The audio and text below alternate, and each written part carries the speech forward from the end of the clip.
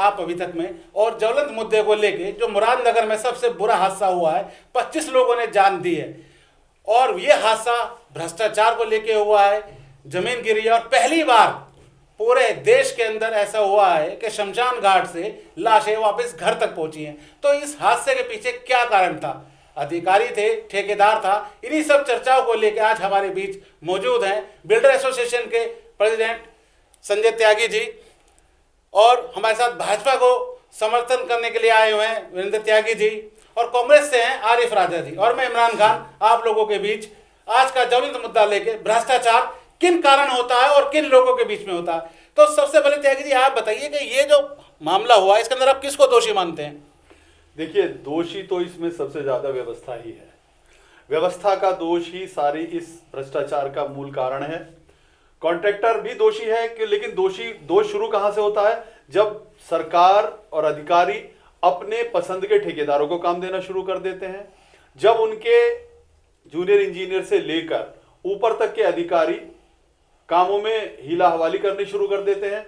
ये बिल्डिंग गिरी है, मैं मानता हूं ठेकेदार का भी दोष रहा होगा, उसकी क्वालिटी में भी कॉम्प्रोमाइज किया गया होगा, लेकिन क्या किसी ने यह भी जांचने की कोशिश की कि किस तरह से वो डिजाइन किया गया कि लूज मिट्टी के ऊपर ही कॉलम खड़े कर दिए गए? क्या जूनियर इंजीनियर को या असिस्टेंट इंजीनियर, एग्जीक्यूटिव इंजीनियर या पीडब्ल्यूडी के जो अधिकारी जिन्होंने जांच की थी, क्या उनको शुरू में ये नहीं देखना चाहिए था कि कॉलम को तो कम से कम हार्ड स्टार्टा से उठाया जाना चाहिए? इसे तो एक लेमैन भी जान सकता है कि अगर आप लूज मिट्टी के ऊपर से कॉलम उठाएंगे तो बिल्डिंग रुक ही नहीं सकती है। लेकिन जो अभी इमरान भाई ने एक अभी प्रश्न उठाया, भ्रष्टाचार हर चीज की जड़ में है। जड़ से ही शुरुआत हो जाती है, क्योंकि ठेकेदार को जब टेंडर देने के लिए बुलाया गया तो टेंडर, मैं माफी चाहते हुए कहना चाहूंगा क्योंकि मैं उसी समुदाय का प्रतिनिधित्व करता हूं, कॉन्ट्रैक्टर फ्रेटर्निटी का मैं प्रतिनिधि हूं, लेकिन फिर भी मैं अपनी कमी बताना चाहूंगा कि इस तरह से नए लोगों को बुलाकर काम दे दिए जाते हैं सिर्फ इसलिए अपना लालच, अपना स्वार्थ सिद्ध करने के लिए कि उनको जो उन्हें 10% देगा, 15% देगा, 20% देगा, वो उस आदमी को पसंद करते हैं काम कराने। देखिए संजय भाई, आज का हमने एक प्रथा देखी है कि जहां पहले पुलिस महकमे में होता था कि एसओ अपने साथ हमरा लेके चलता था, अब ये ठेकेदारी प्रथा में भी हो गया। इंजीनियर अपने पसंद के ठेकेदार लेके चलता है, जनप्रतिनिधि अपने जो ज्यादा कमीशन देता है उसे लेके आता है। तो इसका प्रभाव भी क्या भ्रष्टाचार पे पड़ता है? निश्चित रूप से। मैंने तो पहले ही कहा कि ये जो अपनी पसंद के पिक एंड चूज की जब पॉलिसी होने लगेगी, आपने जब फेयर कंपटीशन किया है तो आप फेयर कॉम्पिटिटर्स को रखिए। आप जब पिक एंड चूज करने लगेंगे, चेयरमैन, ईओ, वीसी या जनप्रतिनिधि, देखिए कई सरकारों में, पिछली में भी हमने देखा कि बसपा की सरकारों में, सपा की सरकारों में, गाजियाबाद में काम करने वाले एटा से, इटावा से, लखनऊ से, कानपुर से, रायबरेली से आने लग रहे हैं। उन लोगों को यहाँ बुलाकर ऊपर से पता लगता है साहब भैया जी का फोन आया, भाभी जी का फोन आया, बहन जी का फोन आया, भाई साहब का फोन आया, उनके फोन पर काम ठेकेदारों को बांटे जाते हैं और उसके बाद वो ठेकेदार ऊपर कमीशन दे के आते हैं, नीचे से लेकर गंगोत्री स्टार्ट होकर लास्ट में गंगा सागर तक पहुंच जाती है। तो इस भ्रष्टाचार का जब तक अंत नहीं होगा, इस प्रकार के कार्यों का हम लोग ये परिणाम देखने के लिए मजबूर रहेंगे। लेकिन गाज ठेकेदार पे क्यों गिरती है आके? जी, ठेकेदार क्योंकि सबसे सॉफ्ट टारगेट है, सबसे सॉफ्ट टारगेट ठेकेदार को माना गया। सबसे आसान की शिकार जिसको पकड़ा जाएगा उसी को तो आदमी आप टारगेट करेंगे। लगता है कि ठेकेदार का पक्ष रखने वाला कोई नहीं है। एक आम समाज में एक ये मैसेज, एक ये धारणा पहुंचा दी गई है कि ठेकेदार शायद सबसे निरीह प्राणी है और उससे बड़ा भ्रष्ट कोई नहीं है। उसके बारे में परिभाषित भी इस तरह से किया जाता है कि ठेकेदार तो वही होगा जो खराब से खराब काम करेगा, जिसका आचरण खराब होगा, जिसका व्यवहार गुंडागर्दी का होगा। तो ये परिभाषा बदलनी चाहिए। नहीं, देखिए पूरे देश के अंदर जो विकास कार्य होते हैं, आप देखिए हमारा देश कितना तरक्की कर चुका। विकास कार्य तो पहले ठेकेदार ऐसे दिखाया जाता था, कुर्ते पजामे में आता था, आजकल तो पढ़े लिखे बिल्डर एसोसिएशन आप जैसे लोग मौजूद हैं, इंग्लिश बोलने वाले लोग मौजूद हैं। उसके बाद प्रणाली क्यों नहीं चेंज हो रही? एक मेन मुद्दा आता है बिलों का। 100 रुपए की चीज 70 रुपए की जब ठेकेदार डालेगा तो कैसे इसको सर्वाइव कर पाएंगे अधिकारी? बिल्कुल, इस पे रोक लगनी चाहिए, बिल्कुल लगनी चाहिए। अभी पिछले दिनों में नाम नहीं लूंगा कि स्टेट का, क्योंकि हमारी ऑल इंडिया की जो बिल्डर्स एसोसिएशन की मीटिंग थी तो आई वॉज पार्टिसिपेटिंग देयर। तो वहां मुझे एक दूसरे गैर हिंदी भाषी प्रदेश में, इतना जरूर हिंट दूंगा, गैर हिंदी भाषी प्रदेश के एक हमारे कॉन्ट्रैक्टर थे, पढ़े लिखे कॉन्ट्रैक्टर थे। एक फर्क हमने अपने उत्तर प्रदेश में और बाकी प्रदेश के ठेकेदारों में जो मूलभूत एक फर्क देखा है वो मैं जरूर बताना चाहूंगा, इस बात को क्षमा मांगते हुए कि हमारे यहाँ ठेकेदार ऐसे ऐसे भी आ गए हैं जिन्हें पढ़ाई लिखाई से कोई सरोकार नहीं है, उन्हें कोई काम नहीं मिला, कोई कारोबार नहीं मिला, तो वो ठेकेदारी में उन्हें भ्रष्टाचारी व्यवस्था ने लाके आगे कर दिया। उन्होंने जनप्रतिनिधि को पैसे पहुंचाए, चमचागिरी करी, वहां से उसने उनको प्रमोट किया, अधिकारियों को पैसा पहुंचाया गया, उन्हें उस समय काम की क्वालिटी नहीं दिखाई देती। जब इस तरह का कोई परिणाम आ जाता है तब उन्हें दिखाई देती है। तो जिस प्रदेश की मैं बात कर रहा हूं, हमारे एक साथी ने मुझे बताया कि साहब यहां तो काम लेने से पहले ही शासन में 15% पहुंचाना पड़ता है, उसके बाद आपको काम अलॉट होगा। आप जब 15% शुरू में शासन ले लेगा, फिर प्रशासन को भी 20% चाहिए। 35%, 40% के खर्चे के बाद कॉन्ट्रैक्टर क्या कमा पाएगा?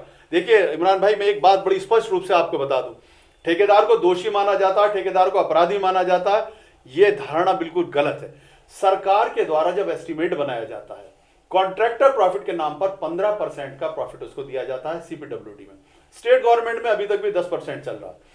हम लोग तो अगर 10% हमें कॉन्ट्रैक्टर प्रॉफिट मिल जाए ईमानदारी से, हमसे बड़ा सुखी इंसान इस दुनिया में शायद कोई नहीं होगा। लेकिन दुर्भाग्य यह है कि 10% छोड़िए, हमें जो 1% प्रॉफिट भी कमाना है वो चोरी करनी पड़ती है। चोरी करनी पड़ती है सरकार के लिए, चोरी करनी पड़ती है सरकार के नुमाइंदों के लिए, चोरी करनी पड़ती है इस व्यवस्था के लिए, इन इंजीनियरों के लिए, और जो प्रशासन के बाकी अंग हैं उनके लिए ठेकेदार चोर और अपराधी बनता है। आरिफ राजा जी, आप बताएं, आप सामाजिक आदमी हैं, आप कांग्रेस को बिलोंग करते हैं, कई साल सत्ता में कांग्रेस रही, इसको आप किस नजरिए से देखते हैं?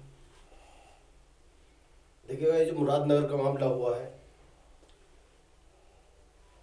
सब जानते हैं कि इसमें केवल सिर्फ और सिर्फ ठेकेदार ही दोषी नहीं है, बल्कि ठेकेदार को तो एक तरह से उनकी गर्दन पकड़कर उसको घूस दिया गया है कि इसी को दोषी ठहरा दे, बाकी सब ऊपर के लोग बच जाए। ईओ जेल गई, जेई जेल गया, सुपरवाइजर जेल गया, लेकिन जिसने टेंडर दिया, जिसने शिलान्यास जिसका लगा हुआ है, वो कह रहा है मुझे इस टेंडर के बारे में पता नहीं था।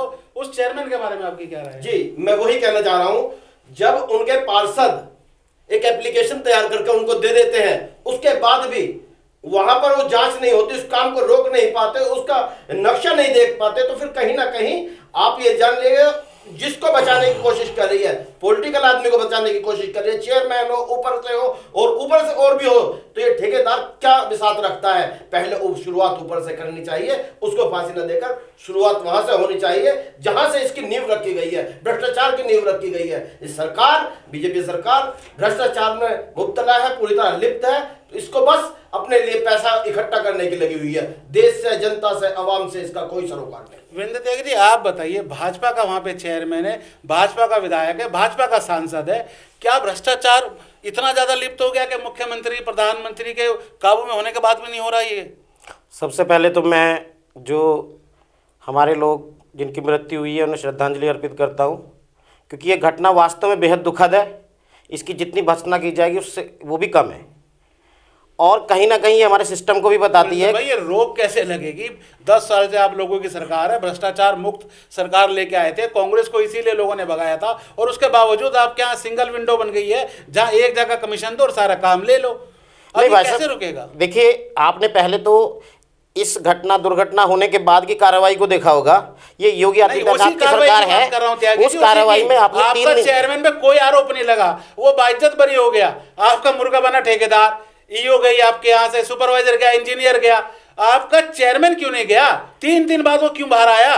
देखिए, सबसे पहले तो इसकी एसआईटी जांच हो रही है, ये आप जानते हैं, और मुख्यमंत्री जी ने इस पे पूरा संज्ञान लिया, कठोर संज्ञान लिया है। जो भी दोषी होगा, अगर कोई पॉलिटिकल आदमी भी दोषी है। गाजियाबाद आने के बाद पीड़ितों के घर नहीं गए, 4 घंटे यहाँ पे रहे, उसके बाद नहीं पहुंचे। आपने 3 दिन में लास्ट में देखा भी होगा कि जनरल वीके सिंह जी, जो हमारे सांसद भी हैं और केंद्रीय मंत्री भी हैं, किस तरह से एक एक घर जाकर सहायता राशि बांटने का काम भी कर रहे हैं, और हर तरह से वो खड़े हैं, और विधायक जी भी वहाँ पे। त्यागी जी, लाशें पूरे वहाँ पे 8 घंटे सड़कों पे रखी रही, उसके बाद हिले वीके सिंह? नहीं, वीके सिंह जी जो काम उन्हें करना था, क्योंकि जैसे उन्हें इन्फॉर्मेशन मिली थी, पहले भ्रष्टाचार का मसौदा तैयार करके उसके बाद ये पैसा बांटने का काम करते। बीजेपी का काम यही है कि भ्रष्टाचार करेंगे और उसके बाद थोड़ी सांत्वना के लिए उसे पैसे देंगे। क्या 10 लाख से पूरा हो? ऐसा नहीं है, ऐसा नहीं है। ये योगी आदित्यनाथ की सरकार है, बसपा सपा की सरकार नहीं है। ये बसपा और सपा की सरकारें नहीं है कि जिसमें भ्रष्टाचार नेताओं से चलता है। यहाँ अधिकारियों का एक रैकेट बना हुआ है, उसे तोड़ने में कुछ समय तो लगता है, और आप देखेंगे बगैर नेता के नहीं चलते। हमारी सरकार से अपेक्षा यही तो है। बिल्कुल। सरकार अधिकारियों, आपको मैं एक उदाहरण देना चाहूंगा, नाम नहीं लूंगा, इन्हें जनरल वीके सिंह साहब के साथ मैं खुद गया, एक डेलीगेशन लेकर गया कॉन्ट्रैक्टर का। एक अधिकारी जो पूरी तरह भ्रष्टाचार में लिप्त थे उस समय, उनका नाम तो मैं खैर खुलेआम नहीं लूंगा आपके चैनल से, लेकिन शायद इशारा आप लोगों को मिल जाएगा। जब इस गाजियाबाद की पूरी जनता उनसे परेशान थी, उनके बारे में हम लोग शिकायत करने के लिए इन्हीं जनरल साहब के यहाँ गए। ये सांसद हैं इसी गाजियाबाद क्षेत्र से, यहाँ के ये मंत्री यहाँ से आते हैं, बड़े स्तर के मंत्री माने जाते हैं। हम लोग उनकी शिकायत लेने गए तो इनके यहाँ से जवाब ये मिला कि अरे यार उसका तो हस्बैंड पीएमओ में बैठा हो, किसी की सुनती तो है नहीं, अब वो हम उसका क्या बिगाड़ सकते। अब बताइए, जब इतने बड़े स्तर के नेता और अधिकारी के बारे में ऐसा विचार रखे तो भ्रष्टाचार कैसे रुकेगा। लेकिन आपने भाई साहब ये भी देखा होगा कि उस अधिकारी का यहाँ से तबादला भी हुआ, वो यहाँ से बहुत कहीं भी बहुत मलाईदार जगह कहीं वो, आपने उसे सजा दी है। नहीं, हमें उसे यहाँ से भेजना था, वो कहाँ जा रही है उसके बारे में तो देखिए मेरा स्तर उतना नहीं है कि मैं ये बता सकूं। वो अपना पूरा टाइम पूरा करके गई, उसके बाद जिस अधिकारी को आना था उनका टाइम हो गया, उसके बाद हो गई, उनका कोई सजा के रूप में यहाँ तबादला नहीं किया गया। देखिए मैं तो ये कहना चाहूंगा कि हर चीज में थोड़ा सा समय तो लगता है। अब इस नेक्सस को तोड़ने के लिए कठोर से कठोर कार्रवाई करनी होगी और योगी आदित्यनाथ जी की सरकार, पक्का मुझे पूरा विश्वास है कि जल्दी से जल्दी। आदित्यनाथ जी की सरकार में कल एक बीएआई ग्रुप पे हमारे एक ठेकेदार साथी ने एक सीधा सीधा कैप्शन लिखा, नाम लिख के आप लोग चाहें तो उसे पढ़ भी लेंगे। उन्होंने लिखा कि फला अधिकारी के यहाँ पैंडेमिक टाइम में अगर कोई ठेकेदार अपनी 2 लाख की पत्रावली के लिए भी नहीं पहुंचा है चढ़ावा चढ़ाने के लिए, तो उनकी लिस्ट निकाल कर रख दी गई है कंप्यूटर से और उनकी फाइलों पर सब पर वार्ता और ऑब्जेक्शन लगा कर भेजे जा रहे हैं। ये आज हमारी योगी आदित्यनाथ जी की ईमानदारी की सरकार में अधिकारी इस तरह से खुलकर खेल रहे हैं। इस पर अंकुश क्यों नहीं लग रहा था? अधिकारियों की जो आदतें बिगाड़ दी गई हैं पिछली सरकारों ने, सपा बसपा की सरकारों ने, उसे कंट्रोल करने में कुछ तो समय लगेगा और मैं उम्मीद ही करता हूँ। देखिए जो 70 साल की परेशानी होती है उसका इलाज 3 साल में या 4 साल में नहीं होता है, उस नेक्सस को टूटने में भी टाइम लगता है, क्योंकि वो अधिकारी है। अगर अधिकारी जब रिटायर होगा तभी तो उस नौकरी से जाएगा। अच्छा, त्यागी ने कहा 70 साल की परेशानी है। मैं आपको याद दिला दूं, 70 साल में ऐसा कभी नहीं हुआ जो बीजेपी के टाइम में आज हो गया कि आपने देखा होगा शमशान से लाश पहली बार घर जा रही हैं। ये 70 साल ये बहुत दुखद घटना है और इससे सबक लेते हुए मैं खुद ये कहता हूं कि इस जितनी जल्दी हम इस भ्रष्टाचार से छुटकारा पा लेंगे हमारे देश के लिए बहुत बढ़िया होगा। जी चेयरमैन पे कार्रवाई होगी या नहीं होगी? चेयरमैन अगर दोषी पाया जाएगा तो बिल्कुल होगी उस पर कार्रवाई, लेकिन मैं आपको, क्योंकि मैं भी सिविल इंजीनियर हूँ, तो जितना थोड़ा सा टेक्निकल मैं जानता हूँ उसके हिसाब से, क्योंकि टेक्निकल आदमी नहीं होता चेयरमैन, तो आप प्रथम दृष्टा उसे दोषी नहीं बता सकते हैं। जब तक जेई और एई उसके अगर किसी काम को ये कहेंगे कि ठीक हो गया है, तो शायद टेक्निकली वो चेयरमैन या कोई भी राजनीतिक व्यक्ति उस चीज़ को नहीं बता सकता। हाँ, अगर किसी चीज़ में वो लिप्त पाया जाएगा, जांच हो रही है, एसआईटी की जांच है और पूरे तरह से दूध का दूध और पानी का पानी होगा, ये मुझे योगी आदित्यनाथ जी की सरकार पे पूरा यकीन है। आपने बताया कि इंजीनियर है, आप कर रहे हैं, जो आपने लिया है उसके एवज में अगर उनको सजा ना दी गई तो सीधे सीधे बड़े लोग, बड़े जो हमारे नेता हैं, हमारे बड़े जो मैं आपसे कह सकता हूं, मुख्यमंत्री को मैं सीधा सीधा कहूंगा, वो उसे बचाने का काम कर रहे हैं। बिल्कुल ऐसा नहीं होगा, किसी आदमी को बिल्कुल किसी भी हद तक नहीं बचाया जाएगा, ये आप यकीन रखिएगा। क्योंकि देखिए अधिकारियों ने जिस तरह से सिस्टम को बिगाड़ा हुआ है, और अगर उसमें कोई, मैं तो ये कहता हूं अगर उसमें कोई राजनेता भी शामिल होता है तो उससे भी कठोर से कठोर सजा होनी चाहिए। आपने बताया कि आप सिविल इंजीनियर हैं, अभी हमें पता चला आपकी बातों से, तो ये बताया ना कि उसकी ड्राइंग कहाँ है? वहां पे ईओ भी है, सारी चीज है। जब खुद चेयरमैन टेलीफोन करके कहेगा कि फलाने टेंडर को मैनेज होना और इतने पैसे आने हैं, तो वो साइड पे निरीक्षण भी होना चाहिए, ईओ की जिम्मेदारी भी होना चाहिए, बिल्कुल होनी चाहिए। 6 महीने से वहां पे जेई की पोस्ट खाली पड़ी है, तो ये तो चेयरमैन क्यों नहीं लगवा पा रहा? नहीं, चेयरमैन के हाथ में नहीं होता कि वो जेई की पोस्ट को भरवा सके, वहां से ये शासन से आती है। शासन भी तो आप ही लोगों का, यानी कि शासन आपका करे। शासन में शिकायत करने कहा जाए त्यागी जी? मैंने अभी थोड़ी देर पहले एक मुद्दा उठाया था कि ये गाजियाबाद नगर निगम में अपनी मर्जी से 10% ईएमडी लगाई जा रही है। कॉन्ट्रैक्टर का शोषण नहीं है तो क्या है? और टेंडर फीस 1-1 लाख रुपए ली जा रही है। अगर टेंडर कॉस्ट आप 1 लाख रुपए लेंगे, 10% ईएमडी लगवाएंगे तो भ्रष्टाचार नहीं होगा तो क्या होगा?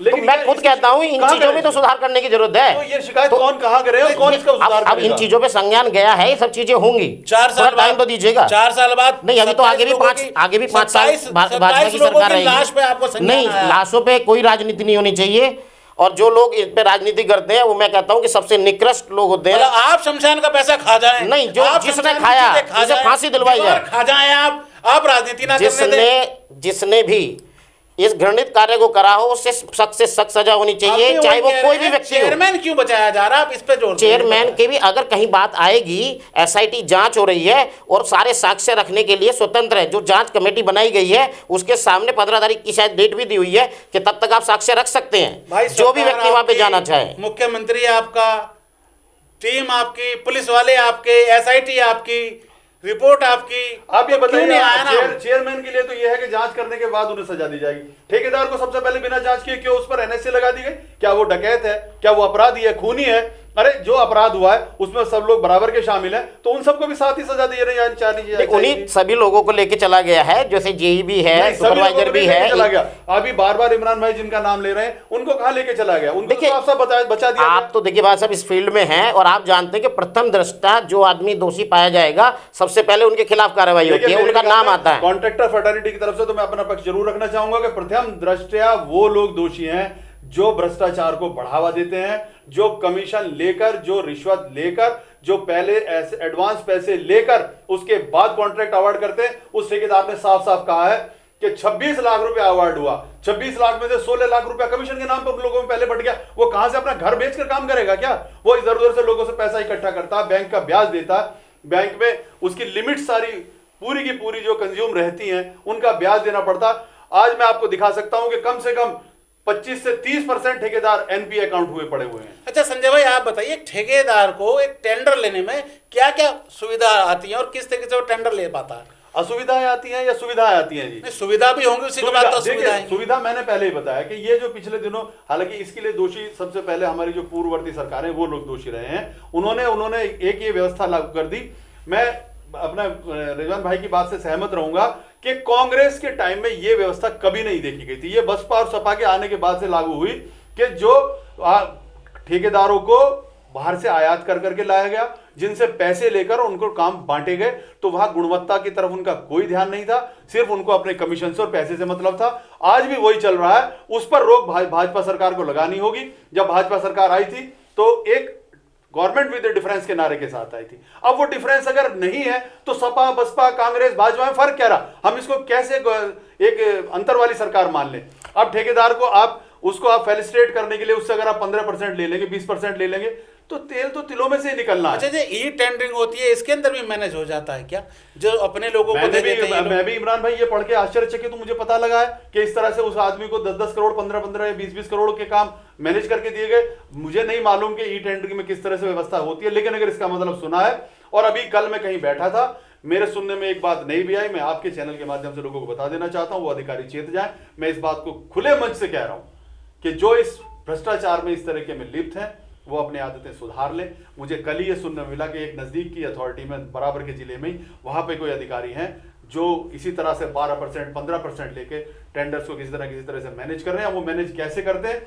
ऐसा नहीं हो सकता कि वो सरकार को उसको ना पता लगे, वो सब खुलेआम खुल के पता लग सकता है अगर खोलने का प्रयास किया जाएगा। लेकिन अगर बिल्ली को देख के कबूतर आंख बंद करके बैठ जाएगा तो कबूतर की जान बचने वाली नहीं है, बिल्ली उस पर झपट्टा मार के उसको निपटा ही देगी। नहीं, जो बिलो वाली प्रथा है, 100 रुपए की चीज 70 रुपए में होती है, इस पे कोई रोक लगनी चाहिए? बिल्कुल लगनी चाहिए, बिल्कुल लगनी चाहिए। मैंने पहले बताया था कि अभी हाल फिलहाल में छत्तीसगढ़ सरकार ने एक बहुत अच्छा उदाहरण इस विषय में प्रस्तुत किया है।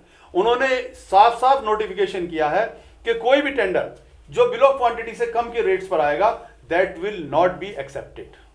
केवल जो टेंडर बिलो बीओक्यू रेट्स पर आएंगे वही टेंडर माने जाएंगे। हमारे यहाँ फाइनेंशियल हैंडबुक में प्रावधान है कि 10% से कम का टेंडर एक्सेप्ट नहीं होना चाहिए।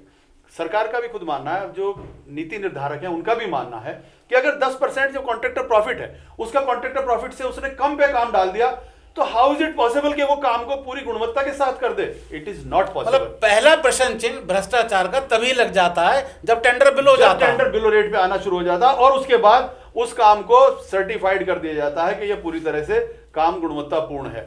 या तो मैं मानूं चले गुणवत्ता के साथ ठेकेदार ने बिलो रेट डाले और गुणवत्ता से साथ कर रहा, तो वो पैसे नहीं बचा सकता, वो अपने घर से पैसे लगाएगा, घाटा खाएगा। अच्छा, एक बात और त्यागी जी, मुझे मालूम चली है कि जो टेंडर आदमी लेता है 25-30% तो बिलो जाता है, 10% की एफडीआर लगाता है और 10% की और वो लगाता है परफॉर्मेंस गारंटी, मतलब 50% का वो नुकसान पहले ही झेल लेता है।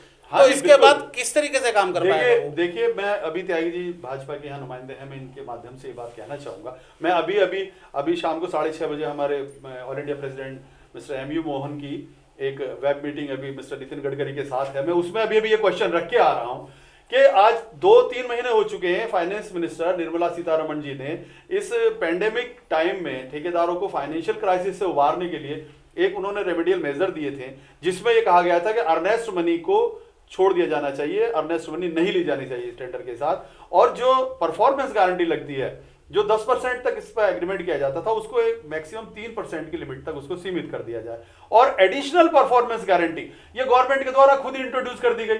ये कुछ ठेकेदारों को फेलिसिटेट करने के लिए ठेकेदार ये सरकार द्वारा नियम बनाए जाते हैं, कुछ उनके जो चंद उनके गुर्गे होते हैं तो उस समय लगा दिए गए कि साहब ये एडिशनल परफॉर्मेंस गारंटी ली जाएगी। एडिशनल परफॉर्मेंस गारंटी का कोई प्रावधान फाइनेंशियल हैंडबुक में नहीं है, लेकिन सरकार ने लगा दी गई, उसको हमारी वित्त मंत्री ने उसको भी हटाने के लिए आदेश किए।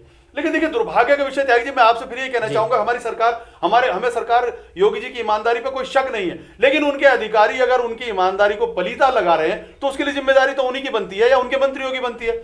आज तक उत्तर प्रदेश के किसी विभाग ने माननीय वित्त मंत्री जी के जो निर्देश हैं आदेश हैं उनका अनुपालन किसी विभाग में क्यों नहीं सुनिश्चित किया?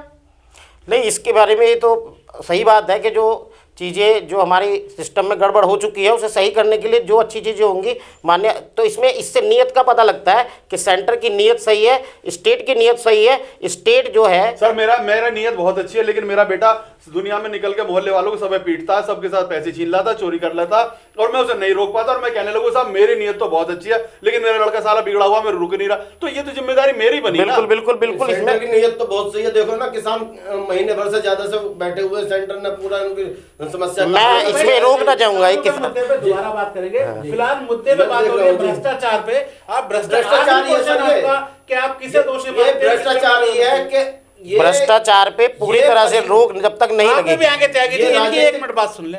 ये बीजेपी कुछ घरानों के लिए काम कर रही है, मैं फिर कहूंगा कल वाली बात, ये कुछ घरानों के लिए काम कर रही है, मलाईदार पैसे लेती है, अच्छे अच्छे अपने पार्टी कार्यालय बनाती है और उन्हें आसानी से पूरे देश को उन्हें बेचने का काम कर रही है। त्यागी जी आप बताएं कि भाजपा इसके अंदर क्या और नीति अपना सकती है? नहीं, अपनाने के लिए तो जिसकी शुरुआत भी हो चुकी है, बहुत सारी चीज़ों में आप परिवर्तन देख भी रहे होंगे। लॉ एंड ऑर्डर की वो सिचुएशन आज नहीं है, लेकिन मैं भ्रष्टाचार, ये भी एक बहुत ज्वलंत मुद्दा है और मैं ये समझता हूँ, जहाँ तक मेरी निजी राय है, कि भ्रष्टाचार की वजह से पूरे देश का जो विकास है वो सारा का सारा रुका हुआ है, क्योंकि ज़्यादातर वो पैसा जो विकास में लगना चाहिए था वो किसी की जेबों में चला जाता है। तो सबसे पहले उसको किसकी जेबों में जाता है वही तो पूछने जा रहे हैं। सॉरी, ये आप भी जानते हैं कि किन की जेबों में जाता है, और अधिकारियों ने ऐसा नेक्सस बनाया हुआ है, और उसमें हो सकता है कुछ नेता भी शामिल होंगे। मैं ये नहीं कहता। इस विषय में एक प्रश्न आपसे पूछना चाहूंगा, शायद आपको जानकारी है या नहीं है। माननीय योगी जी, मैं फिर कह रहा हूं कि उनकी ईमानदारी पर कोई संदेह नहीं, लेकिन क्या उनके मंत्री भी उतने ईमानदारी से काम कर रहे हैं? क्या आपको ये नहीं पता कि पीडब्ल्यूडी के कुछ ठेकों की जानकारी माननीय मुख्यमंत्री जी तक पहुंची थी कि उनमें पैसे लेकर काम अलॉट किए गए और उनके द्वारा उन कामों को निरस्त करने के आदेश किए गए, और दुर्भाग्य का विषय है कि उसके बाद वो काम दोबारा उन्हीं ठेकेदारों को मिले और वो काम पूरे हुए, उनका भुगतान भी हुआ और योगी जी के सामने हुआ। क्या वो नहीं देख पा रहे कि उनके मंत्री ने खुलेआम पैसे लेके वो टेंडर अलॉट किए थे, और वो बड़े बड़े मगरमच्छ जो ठेकेदार हैं जिन्होंने पहले बसपा की सरकारों में भी इस प्रदेश को और इस गाजियाबाद जनपद को चूसा, और अब वो भाजपा की सरकार में भी उसी तरह जॉब की तरह चूसे हुए, और वो पहले उधर जुड़े हुए थे अब इधर जुड़कर चूस रहे हैं, तो क्या उन्हें दिखाई नहीं देता कि इस तरह के सब लोगों को अपने साथ लगा के चल रहे हैं? इसमें योगी जी की फिर पारदर्शिता की नीति कहां चली जाती है? नहीं, देखिए, शायद मैं इस प्रश्न का उत्तर देने के लिए छोटा व्यक्ति हूँ, क्योंकि मेरी जानकारी में ऐसा नहीं है, और अगर कुछ इस तरह का हो रहा है तो योगी जी जरूर उस पर संज्ञान लेंगे, और उन्होंने लिया भी होगा। संज्ञान लेंगे? वो टेंडर दोबारा होकर पूरे भी हो गए, उनको उन्हीं लोगों को काम मिले, उन्होंने काम किया, उनको भुगतान मिले, और खुलेआम उन मंत्री जी ने स्पष्ट कह दिया कि अगर सरकार चलानी है तो ये पैसे की जरूरत तो पड़ेगी, पैसा लेंगे, नहीं तो आप अपने आप चलाइए। मुख्यमंत्री पे भारी पड़ना है। भाजपा एक ऐसी गंगा है जिसमें हर भ्रष्टाचारी आकर पाक साफ हो जाता है, उसको बिल्कुल किसी तरह से कोई दिक्कत नहीं रहती, वो एकदम नमूने की तरह साफ होकर पाक साफ होकर इनके सामने पेश हो जाता, ये हर किसी को साफ कर देते हैं, वो एक ईमानदार व्यक्ति बन जाता है। सारे भ्रष्टाचारी, पहले तो ये उसे भ्रष्टाचारी कहते हैं, जब इनकी पार्टी में आ जाता है फिर उनका भ्रष्टाचार एकदम खत्म हो जाता है। समय का अभाव है हमारे लिए, इसलिए हम ये डिबेट खत्म करेंगे। और आखिरी क्वेश्चन हम संजय त्यागी जी से पूछेंगे कि जो ठेकेदार पे गाज गिरी है वो सरकार से क्या अपेक्षा करना चाहते हैं कि ठेकेदार कैसे काम करे और सरकार क्या काम करे, इसीलिए बिल्डर एसोसिएशन बनती है। और गाजियाबाद की बिल्डर एसोसिएशन इसके बाद से कहीं दिखाई नहीं दे रही, जबकि यहाँ पे राष्ट्रीय अध्यक्ष भी रहते हैं, उत्तर प्रदेश के अध्यक्ष भी यहीं रहते हैं, और जिस ठेकेदार पे गाज गिरी और नगर निगम का कथाकथित अध्यक्ष बताया जाता है, उसकी बाकी टीम कहाँ है, क्यों नहीं फेवर कर रही, क्यों नहीं सच्चाई सामने ला रही, इस पर जरा प्रकाश दें त्यागी जी। जी, मैं इस पर ये बताना चाहूंगा इमरान भाई कि देखिए, अगर दोष ठेकेदार का है तो सजा उसे भी मिलनी चाहिए। मैं गलत आदमी के पक्ष में ये नहीं खड़ा होना चाहूंगा, ना बिल्डर एसोसिएशन इसीलिए खड़ा होना चाह रही कि यदि उस ठेकेदार ने गलती की है तो उसको सजा मिलनी चाहिए। और सबसे बड़ी गलती उसने वही की। देखिए, दोष तो हम खुद से शुरू करते हैं। क्यों हमने उन्हें पैसा देकर पहले अपना काम लेने के लिए शुरुआत की, क्यों हमने भ्रष्टाचार को बढ़ावा दिया, और ये इस तरह के नए नए ठेकेदार। तो इसमें कभी आप लोगों ने आवाज उठाई आपकी बिल्डर जी जी बिल्कुल उठाई। आप लोगों को तो खुद पता है, जब मैंने सब आवाज उठाई तो मेरे खिलाफ माननीय उस समय तत्कालीन जो मंत्री जी थे, आवास मंत्री नसीमुद्दीन सिद्दीकी जी, मैं नाम लेके कह रहा हूं, उन्होंने मेरी साइट पर आकर छापा मारा, मुझे ह्यूमिलिएशन करने के लिए मेरा, और मेरे खिलाफ पूरा एक्शन लिया गया। क्योंकि उन्हें कहा गया, मैं उसमें बिल्डर एसोसिएशन का अध्यक्ष हुआ करता था, कि साहब अगर एसोसिएशन का अध्यक्ष उस समय भ्रष्टाचार के खिलाफ आवाज उठा रहा था तो मुझे दबाने के लिए उस समय वो कार्रवाई की गई। तो हम लोग तो अब इसलिए शांत हैं कि अब ये नए नए ठेकेदार सरकार के नुमाइंदे हो गए हैं, अधिकारियों के नुमाइंदे हो गए, तो बिल्डर एसोसिएशन के इनके पक्ष में क्या खड़ी हो और क्या कहे। अब लेकिन अगर दोष है तो दोषी को सजा मिलनी चाहिए, और लेकिन केवल एक आदमी को नहीं, केवल ठेकेदार को आप दोषी साबित करके उसको सजा देके इस भ्रष्टाचार की जड़ को नहीं मिटा सकते। नहीं तो कोई पॉलिसी बननी चाहिए बिल्डर एसोसिएशन की तरफ से, एक मेमोरेंडम बनना चाहिए, एक बिल बनना चाहिए जिससे सरकार और अधिकारी मिलकर काम कर सकें और ये ऐसी पुनरावृत्ति दोबारा ना हो। जी, इसके लिए लेकिन सरकार और अधिकारियों को ईमानदार होना पड़ेगा, केवल ठेकेदार की ईमानदारी से काम नहीं चलेगा। आपको मैं इमरान भाई फिर याद दिला दूं कि यहाँ पे बिल्डर्स एसोसिएशन बहुत मजबूत हुआ करती थी, और हम लोग इस तरह की घटनाएं नहीं होने देते थे कि बिलो रेट्स पर काम जाए, खराब रेट पर काम हो, गुणवत्ता खराब हो। हम लोग मिलजुल कर काम करते थे। अधिकारियों ने बिल्डर्स एसोसिएशन को कमजोर करने के लिए हमारा कार्यालय छीना, बिल्डर एसोसिएशन को खत्म करने का काम किया, सिर्फ अपने निहित स्वार्थों की पूर्ति के लिए। उन लोगों ने जानबूझकर अपने लोगों को बढ़ावा दिया, बिल्डर एसोसिएशन को उन्होंने खत्म करना चाहा, और उसी का नतीजा है कि आज जो ये इतना बड़ा भयावह कांड, जिसके वजह से हम लोगों का सबका सर नीचा है शर्म से, आज हम लोगों को देखने को मिल रहा है। तो हम लोगों के साथ आप लोगों ने ये डिबेट देखी और देखा कि किस तरीके से भ्रष्टाचार की गंगा ऊपर से लेकर नीचे तक बह रही है और सभी उसके अंदर हाथ धो रहे हैं। अगले फिर ज्वलंत मुद्दे पे आपके सामने रूबरू होंगे। आप अभी तक मैं इमरान खान, धन्यवाद।